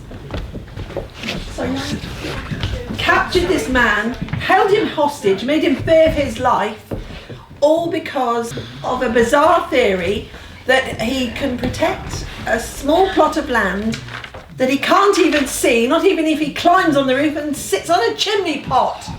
Wasn't just Dad. No, I believe our cleaner was somehow involved. Our cleaner. Where is Mrs. Plowman anyway? She was with us just now. I'll go and get them before they do a runner. I've been under a lot of stress lately.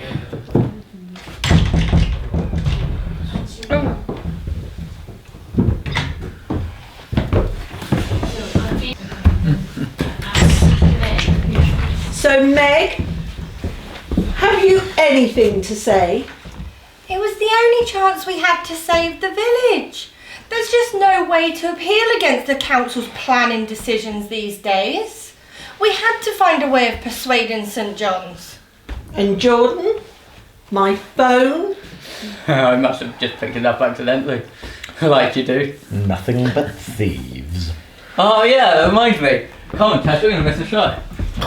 Anything to get out of this madhouse. You fire up the Vesperant and put your bike leathers on and I'll be up in a minute. We're supposed to be home, Alice. Evidently not. The conference was cancelled. Some new strain of COVID on canvas. Health and Safety sent us away. Evacuated to Fyfield. How apt. Why didn't you give us a ring and let us know? Because I'd lost my bloody phone, of course. And I thought it would be a nice surprise for the girls. And I came back and found this... I came down to the dungeon and... It must have been a bit of a shock. Well, it was. To come down and find this strange man. Not that strange, surely. I met him once, very briefly, okay? Well, at least Frankie's safe. Of course I'm safe. I just had this sudden urge to go and see the Fyfield elm. Like I did when I was a boy. I climbed it once, you know. Fyfield Elm's long gone, Grandad. I wanted to see the pretty girls in their white dresses, dancing round it like they used to. It's not even May till Monday, and you'd gone the wrong way. Where did you find him? I got a call from Abby. Her granny nearly ran Grandad over as they were racing along the A42. Apparently they stopped in a lay-by and Granny invited Grandad to go to his Zumba class. I was very tempted, but I had the wrong footwear. You'd make a lovely couple, Grandad. Yeah, I think I scored there. I think Jordan must have got that lawnmower engine going now, so I'd better be getting on. And make sure he sticks to the cycle tracks, okay? Snore. Yeah.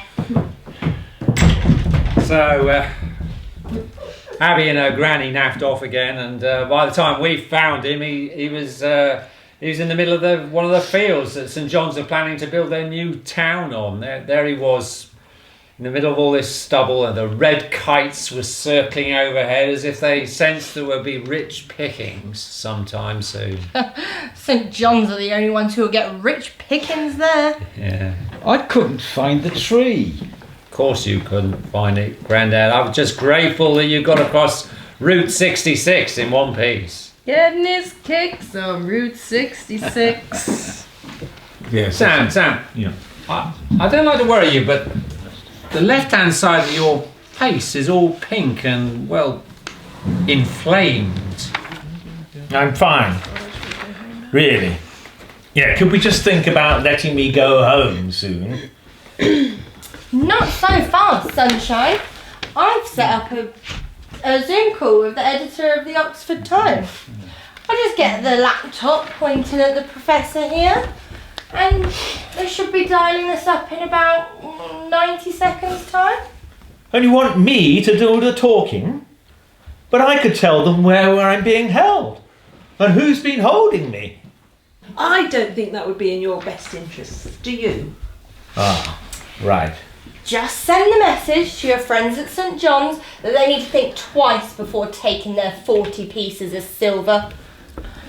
Right, is this thing working? Any second now. Hello, Jude Watkins from the Oxford Times here. Ah, hello. Professor Gulliver. Professor Gulliver, I've been asked to speak to you to confirm that you're safe and well, but you're being held at a secure location. That's correct. Can you tell us where you are? I'm not at liberty to say, but I don't feel in any danger. But you're being held prisoner. Sometimes I feel like a hostage. Most of the time I just feel like I'm on the set of a soap opera. Do you have a message for your wife? In the words of Major Tom, tell my wife that I love her. She knows. We understand that you will be released when your college abandons its plans to sell off land in Fyfield to property developers. Do you have anything to say to your colleagues at St John's? Well, yes. During my enforced sabbatical, I've had ample time to reflect on this. I'm a historian. And the first rule of history, as Lord Acton says, is that power corrupts absolutely. The power of big countries over small countries.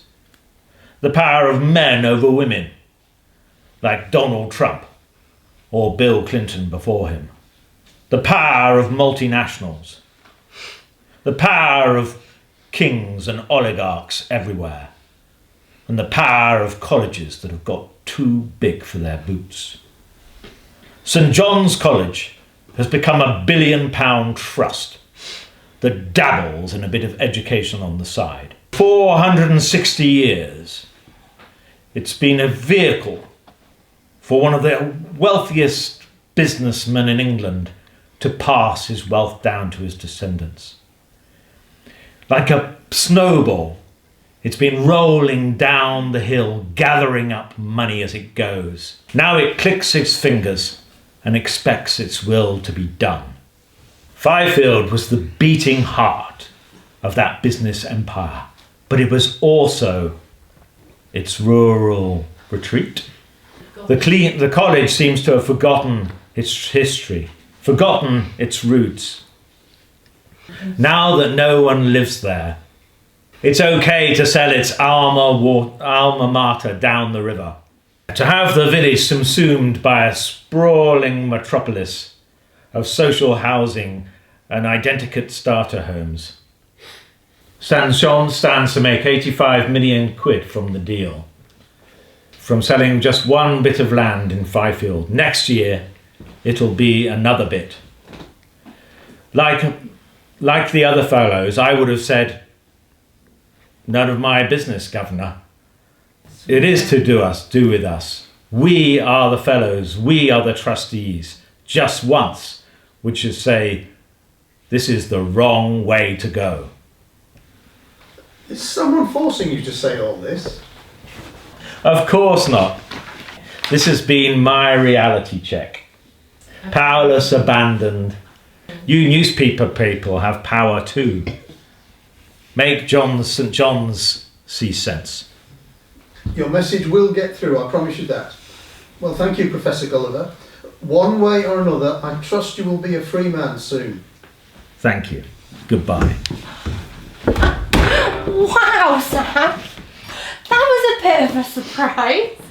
That'll be all over the newspapers, not just in Oxford, the nationals. That recording you made will go viral. You'll be trending in minutes, you'll be a media star. I already am a media star. I'd just like to go home now, please. Yes. It was very, very eloquent, wasn't it, Alice? Yes. The oratory of Demosthenes. I won't forget it. Well, that's good then. Come on, Dad. It's time to let the poor man leave. If we have to face the music, so be it. Never mind Inspector Morse. Inspector Clouseau might be close to wrapping this one up. What do you think, Alice? Don't look at me, this is your baby. Don't I get a say? No, you do not, Meg. You've done quite enough damage already. Right. It's over. Meg, I'd like you to take the professor back to his home in North Oxford, please. But the press will be all over it. Well, park a couple of streets away. Fyfield Road, perhaps. I'm sure he needs the exercise. Thank you, Giles. And if you must tell the world where you've spent a night and a day, well, so be it. I'll tell them I don't know where and I don't really care. Good luck with your protest. Sam, good luck. But kidnap someone else next time.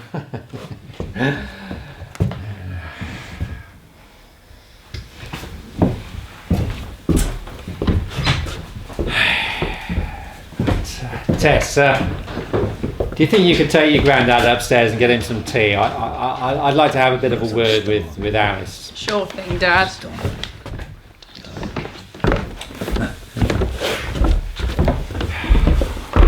Giles, what have you done? What have you done? I just wanted to do something to make you sit up and take notice. And when Meg came up with this stupid scheme and asked whether she could use our secret den here, well, it just seemed like a good idea. I don't suppose it's going to change things one iota, and probably I'll be locked up in jail for my pains. Oh, I don't think the professor's going to let on where he's been or press any charges. You seem very sure. A woman's instinct. Alice, Alice, I have to ask this. There wasn't something between you and that man, was there? I mean, it was very strange that he had your mobile number. Well, that's all he had. You promise? I promise. Look, if you must know, he would have liked to have been a bit more, but I'm a happily married woman. You mean... Sam's just a sad old lech. The idea of me and him, ugh! Might just as well accuse you and Meg of having something going on. Meg? Meg? Oh, I know. It's ridiculous. These few days while I was away and the conference was being cancelled, it gave me time to think. And? I don't know, Giles. This is my house and my family. Well, mostly mine, mostly. And maybe you're not such a... What? Cradle snatcher? A complete waste of space? Maybe not a complete waste of space. Oh. I've been wanting to do that for a long time. Oh, Giles, you silly old fool. Oh, why does it always do that? It's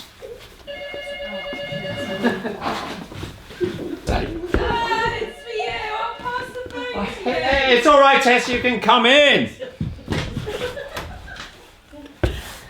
It's all right. You can come in. Hello, Meg. Oh, I thought we'd heard the last of that woman. And sorry, they've capitulated. Capitulated? And they've put out a message. We should check it out. We've won? That's ridiculous. And you got the professor back to his home safely enough, did you? Good, good. Well, you're a genius, Meg. I take it all back. You're a genius. Yes, yeah. Yeah, well, we'll get the celebration started straight away. Right. I'll see you in a few moments then. Tess, do you think you could find it for us online? Apparently the people at the college took one look at the video of the prof and it was all over. Couldn't stand the thought of being slaughtered on the world's social media, I suppose. Well, they never needed the money after all. It's here. Here, so.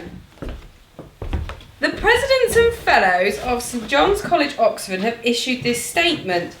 At an extraordinary meeting of trustees this afternoon, the decision was made to discontinue negotiations for the possible sale of farmland south of Fyfield. This reflects the college's commitment to its historical heritage and to the rural communities whose opposition to this proposal was a significant factor, blah blah blah. The college will not be making any further comment on this subject and the matter is now considered closed. Just goes to show, doesn't it? You spend years and years making civilised, reasonable representations and nobody takes a blind bit of notice. Not the college, not the local council, not even the local press. And then you do something just a little bit left field. Which field? Well, not the field with the Fyfield elm in it, anyway. And it's all over. What do you think of me now? Are you proud of me, Dr. Debbage? It's not Dr. Debbage. That's the other thing I meant to tell you. It's Professor. What? It's Professor Debbage. I've been upgraded a chair at last. Oh, congratulations, Mum. Oh, Mum, another promotion. You've worked so hard for this, Alice. Too right. It means we'll have a bit more money coming in. We should be able to afford the rent on this place for a bit longer. Just so long as they don't double it. Oh, I rather think they won't be doing that. We might even be able to afford to buy it and put down some proper roots. You really mean that? Yes, husband of mine, I do. And now, it's time to celebrate. I'm supposed to have some peanuts. Oh, yes. So I have, sorry. Tess, you've eaten all the nuts. So I have, sorry. No, it's good. We've been a bit What? worried about you. Well, not so much worried. We thought you might be a bit Anorexic. It's no laughing matter. No, I know, but I love my food and I've seen what anorexia does to people. But I'm an athlete, a long distance runner. And, you know, my performance depends on me being lean. Look at Mo Farah and Chris Frewin, more muscle, no fat. Yeah, you don't want to look like that, Tess. How I look is the least of my concerns. So I've been on a protein-rich diet. The very last thing I am is anorexic. Now, where's the champagne? Here it is, mate! I heard the news and I told Jordan to bring me straight back. Waste of 2 tickets. And you'd really rather be here with us. Yeah, well, as long as you two old fools aren't arguing and Grandad isn't chatting rubbish. It's the only family I've got after all. Oh, Meg, that was quick. What a brilliant scheme you had. Right. We all had some drinks by now, I think. And, here's to our victory in the Battle of Fyfield. To Victory! We may just have saved our slice of country life. Hang on, there's more. I'll read it to you. Professor Sam Gulliver, the TV historian whose disappearance yesterday has been linked to the ongoing dispute between St John's College, Oxford and the village of Fyfield, was found unconscious on his doorstep this afternoon by journalists. CPR was performed at the scene and Professor Gulliver has been taken to the John Radcliffe Hospital where his condition is said to be stable but critical. Oh my God! But he's still alive. That's something. He was all right when you dropped him off, wasn't he, Meg? Well, He was a bit quiet when I dropped him off. I watched him trudge up the road. He looked a bit defeated, a bit red-faced perhaps. But he was a fit man, wasn't he? For his age. Had a few issues with his heart. Stress of the last couple of days. What to think? Just now, this is horrible. We were celebrating our victory. Well, there'll be no keeping our secret under wraps now. Still, at least we treated him with dignity and respect at all times. Well, Jordan did bash him about a bit. No, he didn't. Not really, anyway. I may have had a few slightly harsh words with him. Better get that. God, what can we do to put things right?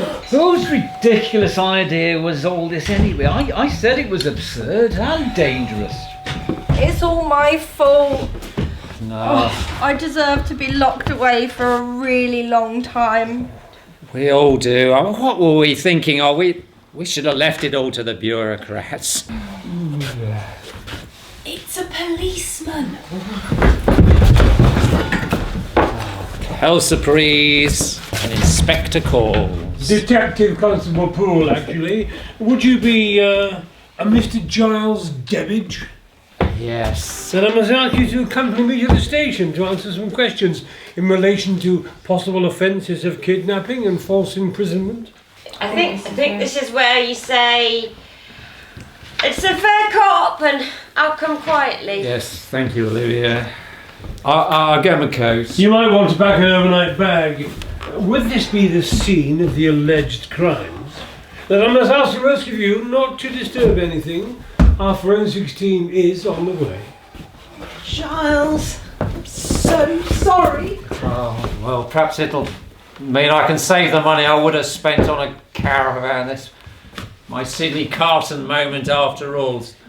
Still, come and cheer for me when I stand on the gallows. We'll be there. I should warn you all that there may be other arrests in due course. Still, as far as I'm aware, capital punishment is not an option. A caution seems more likely. Bye, Dad. Bye, Dad. This was your idea, Meg. The nice policeman will be back for you shortly. Well, in the car, I asked Sam how he came to look quite so bashed about. And do you know what? He told me that it was You little that- tart!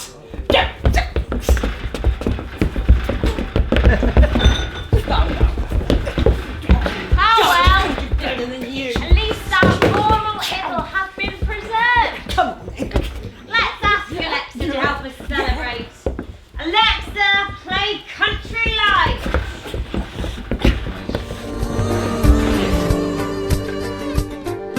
Working in the rain, cutting up wood, didn't do my little brother much good. Lost 2 fingers in a chainsaw bite. All he does now is drink and fight. Sells a bit of grass, hugs up cars, talks a travel, never gets far. Loves his kids, left his wife, an everyday story of country life.